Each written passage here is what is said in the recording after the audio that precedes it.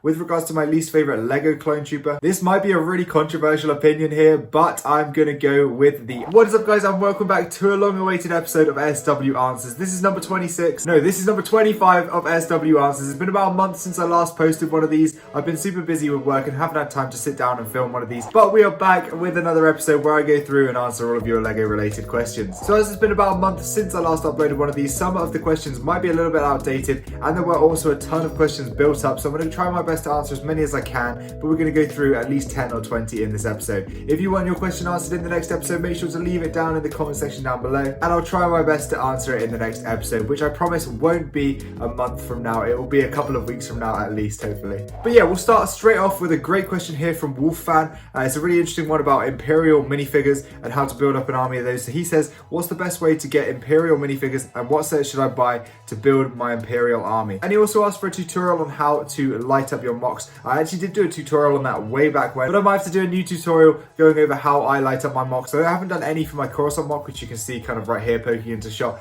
But yeah, I might have to do it for my next mock, and if I do, I'll definitely do another tutorial. But back to the first question there about building up an Imperial army. We are actually in a really great time for Imperial army building right now, especially with the Battle Pack and ATST coming out next year, and the AT-AT that just came out. We have amazing sets on shelves, especially if you don't mind the new Stormtrooper style, then you're definitely in luck. Especially with sets like the Imperial Armored Marauder. I actually made a whole video where I built an army using that set. It's a really great set. If you do sell some of the pieces, you can get some really good deals and pretty much save a ton of money to get those awesome mortar troopers as well as some plane troopers as well. We also have the TIE Fighter. We have the AT-AT, the regular 2021, which I think still is an amazing set. I really do love that one. We do have a question coming up later on about that. And then we also have Moff Gideon's Light Cruiser, which is a great set as well, which I will be getting very, very soon, hopefully for Christmas. And then there is the Imperial Shuttle as well, which is out, which I'm not a huge fan of, but it's still a good Imperial set to have in your army. So I definitely would say those ones are great ones to build your Imperial army though. However, there are some better sets that have recently retired, which are still going for decent prices, as well as those Rogue One Stormtroopers, which are my personal favourites, which you can still get for pretty good prices as well. Of course, with that Battle Pack coming up, it's going to be a great time as well to build up that Snowtrooper army, and the little hack I did for the Scout Troopers.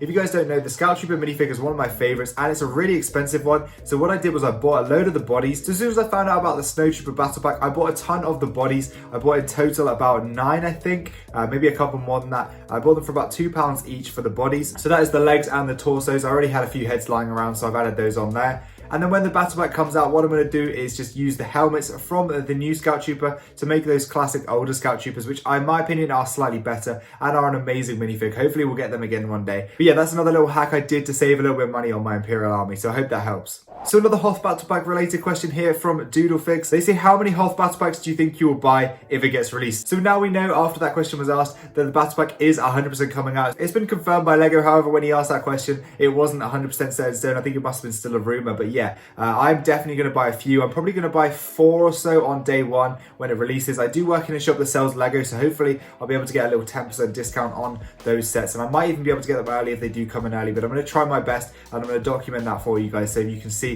whether or not you can buy sets early if you work in stores and stuff like that. So that might be a fun little video to do. It might be an interesting topic, but I think overall I'm going to get an absolute ton of them. I do like to have my minifigs in quantities of 4, so anything from 4, 8, 16, etc, etc. So I'm going to have to sort of work out how many I want to buy to get that and fit in perfectly with that total. But let me know in the comments, how many are you going to be buying on day one and sort of across the next couple of years as it's on shelves? I'd love to hear that in the comment section down below. Commando Boss asked what the first set I'm buying from the new 2020 set wave is and why. So I'm probably going to try my best to buy 5 out of 6 of the new sets on day one. I'm definitely going to get the Battle Pack. Again, as I said, I'll probably try and get a discount on that through my work. If my work has the ATST as well, I'll probably buy that one there as well. And I will be trying my best to go to the Lego store on January 1st. So I probably will pick up the new minifig packs if I can, hopefully, as well as the Ahsoka brick heads if that one is exclusive as well. The only one I'm not going to be picking up is that brand new microfighter. I'm just not a big fan, and I already have a ton of those Mando figs anyway, so probably going to be missing out on that one. But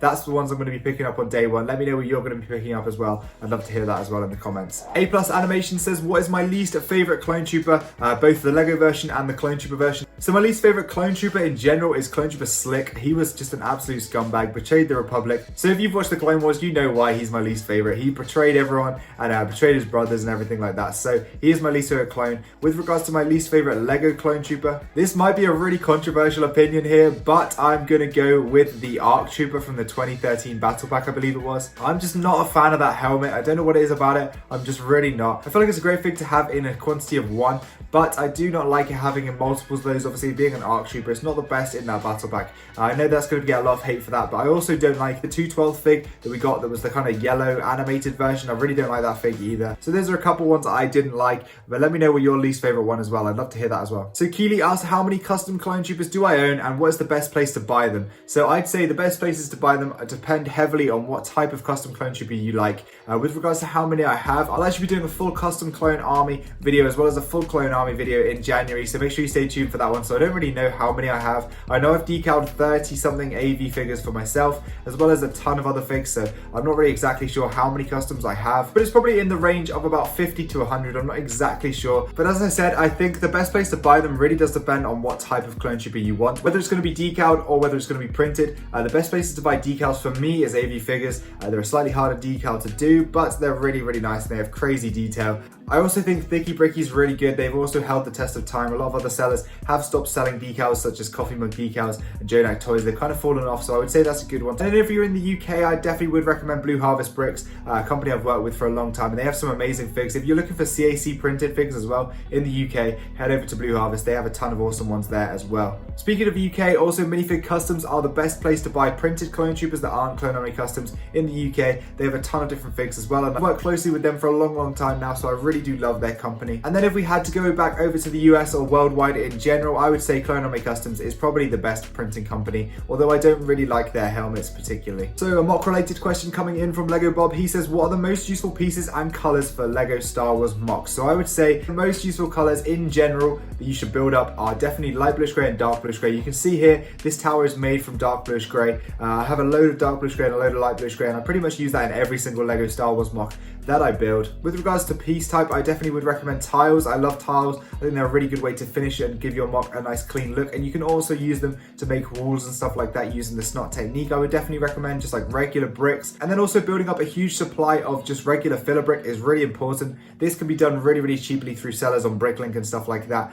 You can just sort of filter by the cheapest you can find for a high quantity and then just buy them in any color, and it doesn't really matter. There are already so many pieces you can use in a mock. You can pretty much use any piece. There's thousands and thousands out there, so it's really hard to say many more, but if you were looking for sort of other colors to use, maybe tan would be a good one, and dark tan. Both of those can be used into a lot of different mocks, from sort of Ryloth to Theed buildings to many more things like that. Also, dark bluish gray and light bluish gray slopes are really useful to make rocks and stuff like that. So if you're making more terrain style mocks, those are really useful, and they can also be used in buildings and things like that as well. It's a really hard question to answer. There are just so many pieces out there, but I hope that helps to answer your question right there. So I had a question from a couple people, including Zach and I believe Gonk as well. Both asked about medieval mock live streams. They definitely will be coming in the future. As I said before, I've been super busy recently, so I haven't been live streaming as much as I'd like to, but I will definitely be back with some live streams soon, and that definitely will entail some castle building live streams as well. The next question Zach asked was, will you be incorporating the medieval blacksmith into your mock? And also, how do you feel about putting official Lego sets into mocks? Now, this is a really good question. I really like that second question. No, I will not be including the medieval blacksmith into my mock, just purely because of the scale. The blacksmith's a really big set, as you can see. There is quite a big, sizable set, so it would look kind of weird behind the castle walls or even outside of the castle. So no, I will not be building that. With regards to the last question, how do I feel about putting official Lego sets into mocks? I actually think it's a really good thing, especially in Star Wars mocks. I do sort of look at a lot of Star Wars sets and think, how can I use that in a mock? How can I maybe mod that to look slightly better, or how can I just use the original set in a mock? Mainly regarding vehicles. I wouldn't really use anything apart from vehicles in mocks. They're just pre-made Lego sets. I definitely think that Lego sets are on the lower sort of detail, especially play sets and stuff like that, so I wouldn't be using those in mocks. However, taking them apart and using them for mocks is definitely a big way to build up your part collection. But using the Lego sets in mocks, I definitely would. Vehicles is a great idea, especially sort of vehicles that are scaled well to minifigs. I think is a really good way to use them in mocks. So username deleted asked a question. It's really aged weirdly. He says, how do I get P1 clones for cheap? Now you can just buy that new accessory pack, which is a really good way to get those P1 clones for cheap. But I'd say even the regular P1 clones, the animated ones, are still pretty cheap nonetheless. He also says, how can I contact you? Now you can always leave a comment on my YouTube videos, or you can hit me up on my DMs on any of my 3 Instagram pages. My DMs are always open. I always try and get through as many of my DMs as I can every day, so definitely message me over there. And then he also says, well, the best storage containers under $50. I don't know exactly about American prices and stuff like that, but these guys are way under $50. I buy these for about £25 each, these Reiko storage drawers. But also getting the big tubs from IKEA, I buy those for about £1 each, I think, with a lid as well for about 50p. So those are really good if you're getting high quantities. But yeah, definitely these sort of dividers on Amazon are a great deal. Definitely would recommend them, and I do have affiliate links in the description down below if you're looking to find them. Down the man says, where do you get your tournament night minifigs? I was wondering, how do you get them for so cheap? So basically, I very much wait and find deals that I really want. I've bought a few of them from the actual minifig packs themselves when I've been able to find them. However, mainly I've bought them on eBay and Bricklink. I pretty much just wait for them to go for pretty good deals and wait for people to list them for good deals. However, the prices have gone crazily up since I started buying them. At least they would definitely go for around £5 before, and now they're going for about £10. So you definitely want to try and find them under £10. That's where I try and get shipping, and the minifigure for less than £10 is a good deal for me. So Blobby says, I bought the AT-80 a few years ago, and I have a problem with the side of the head, which is always loose and falls off. I've never heard of this problem at all, so I'm going to go over and check out my AT-80s with you guys, and we're going to have a look at them and see if that's a problem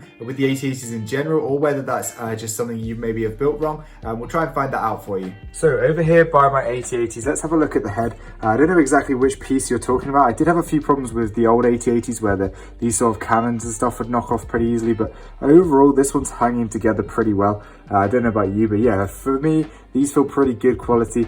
I don't know whether it might have been something you built wrong, but I'm not sure which part of the head you meant. Let me know in the comments if you're watching this, but yeah, I think these are pretty good sets, and genuinely 2 of my favorite sets in my entire collection. So now this is an interesting question here from Mace. He says, is it worth starting a YouTube channel, and how much money do you earn? Also, keep it up, you're the best. Thank you very much, Mace, I appreciate that. Now that is, I would say, not the best attitude to have towards YouTube. I'd say for me, I'd never started YouTube with even the thought of making a penny from it. For me, there was just a passion, and it's definitely worth making a YouTube channel if you're interested in making videos. If you're interested in sharing your hobby or anything like that, it's a really great thing, and I would never ever regret making my YouTube channel. However, I'm not going to reveal exactly how much money I make on YouTube, but it's a decent amount. It's not crazy, it's not the best, but I think I get around £5 per 1,000 views. You can kind of go on Social Blade and try and estimate it a little bit, but yeah, that's about how much I get, I think, somewhere around that range. But yeah, definitely isn't the most amount of money in the world, but it's a nice little side income nonetheless. CE Studios asked an interesting question about how to get detail into mini mocks. Now, mini mocks are one of the best things to get tons of detail in. If you're building a big mock, it's actually harder to get tons of detail because you just need a ton more pieces. But if you're building a tiny little mock, it's actually really easy to focus on little parts of the mock and get those tiny little details in using tiny little small pieces. Now, this is something that does require a lot more pieces, obviously, to get the detail in there, but with smaller mocks, it's easier to do for sure. You can definitely use different angles and different pieces, and I would definitely say get inspiration from places like Instagram, save all the different photos you find of mocks that have really good techniques, and try and recreate them and change them up and try and integrate them into your mocks. And that's a good way to get detail into small mocks, but definitely go for more small pieces over larger pieces. So Cyclone asked an interesting question about RPGs and Lugs. Now, if you don't know what an RPG is, that's a role-playing group, and if you don't know what a Lug is, that's a Lego user group. So these are basically groups that come together and build mocks together, and they sort of like have different projects that they do and stuff like that. So I'm definitely interested in joining a Lug or an RPG in the future. There's definitely some cool ones out there like Dark Times. I definitely will be interested in doing that. I'm currently part of Stud Lug, but that's not really a biggest lug in the world, but it's kind of just a fun thing we have over there. I definitely would love to join Empire Lug. That's one of my favorite lugs, some of my favorite creators are in there, and I think it's a really sick lug. So maybe one day, hopefully, if I continue building and get better, then I could maybe join that. But yeah, that's definitely one I would love to join in the future. Same with the Dark Times group. They have some incredible collabs and incredible mocks. Lego Trooper asked, what is my rarest Lego minifigure? Also love the videos. Thank you very much, Lego Trooper. My rarest figures are both, I think the Captain Rex is probably the rarest, although that isn't a crazily rare fig. Obviously came in quite a common set, but it does go for quite a lot of money. I also have the Boba Fett from the UCS Slave 1, which you can just see up there, which is actually quite a rare fig. I think it goes for a decent amount of money, so it's an arm printed Boba Fett. But I definitely don't have many really rare figs. I don't really buy figs that are really rare unless I really want to use them in mocks or that sort of thing. I've got a couple Jedi that might be worth a bit of money, or a couple of clone troopers that might be worth a little bit. But yeah, Definitely for me, unless I can army build it or it's an essential part of my army, or it's a good figure that I can use in mocks, I'm not really that fussed about having a super rare fig. Let me know, are you interested in buying rare figs, or do you just sort of more not really care about spending those crazy amounts of money? I think it's cool if people have a crazy collection, if that's their side of Lego that they enjoy, but for me, it's just not for me as much. So I had a couple questions about stop motion. I'm really not a big fan of stop motions. I do love watching them, but doing them would just require so much time and effort. I just wouldn't be able to do it with the amount of mock building and different things I do on the side, like videos as well. They take a lot of time, so I definitely wouldn't be able to do stop motions as well, sadly, but it would be fun to try that out maybe one day. I did kind of do a little bit of stop motion for my Jedi temple when I did the sort of intro. There was a kind of bit of stop motion in there, but it definitely wasn't the best, and I definitely would have a long way to go before I got anywhere near good enough as stop motions if I did start them. But yeah, I think it'd be kind of cool maybe to try one day. Mexican Salad says, if you could build your own battle pack, what figures would you include in it? So for me, I would love to see a battle pack with a regular white clone trooper, a phase 2 clone trooper, 1 clone commando, and 2 TK troopers or something like that, or maybe even just a clone commando and 3 TK troopers. I think that'd be a really awesome battle pack to do from the Bad Batch. I would really love to get those TK troopers as a sort of fig to include in my Imperial army. I think that'd be really awesome. However, that'll be a really good battle pack idea. I've talked about that one a bit before, but I would love to just have a regular white plain P2 battle pack as well. I think this would be a great way to build up that army of just plain troopers, which is something that's really lacking in the clone army right now. It's just like regular white clone troopers. I'd love to have just like the majority of my army be regular plain troopers. I think this is something that is definitely lacking with Lego's availability of clone troopers. So Sync asked a question about battle droid army building and battle droid troop transports and stuff like that. I think this would be really great. I remember back in about 2015 there was a great Naboo set which had a troop transport from the droid army. I think it had like 20 droids in it and a Gungan. Now if that came out now, I definitely would buy more of those. I think it'd be a really great way to build up an army, and definitely it is something that's lacking again from Lego's sort of like diverse range of sets right now. There's not many sets that you can build up with battle droids in. There's only the AAT and the battle pack which really have any droids in it, which is a bit of a shame, especially with super battle droids and stuff like that being really cool. I'd love to see them being remade, especially with a tactical droid as well. That's something I would love to see with regards to droid sets. The Single Films asked what my second ever Lego set is. Obviously I've mentioned before many times that my first ever Lego set was that droid carrier set from about 2005. However, my second one that I can really remember was, I believe, the Magna Guard Starfighter. I can remember getting that one when I was about 8 or so, and that was a fantastic set that I really loved, and I definitely enjoyed having that one in my collection. So I think that's my second one, but I might not be completely correct on that one. And that just about wraps up all the questions that I have time to answer in this week's episode of SW Answers. I hope you did enjoy, guys. Make sure to leave your comments and your feedback about the comments that were answered in today's episode in the comment section down below, and hopefully I'll be able to answer some of those in the following episode. Make sure you leave a like on today's video. It definitely helps to get it out to more people, and also helps more people find the channel if you do leave a like on today's video. Also hit that subscribe button if you haven't already. If it's red, make sure to turn it grey. Definitely become a member of the channel if you're interested in supporting me to the next level as well. So huge shout out to all my members. It really does help support me financially. So definitely, if you're looking to go the extra mile, either come along to a live stream and donate or become a member. It'd be really appreciated. But yeah, thank you guys so much for watching. I hope you have a fantastic rest of your day. I promise it won't be a month until the next episode. Hopefully, fingers crossed, I'll get another one out within the next couple of weeks. But yeah, thanks for watching, guys. I hope you have a great day. I'll see you in the next video. Goodbye.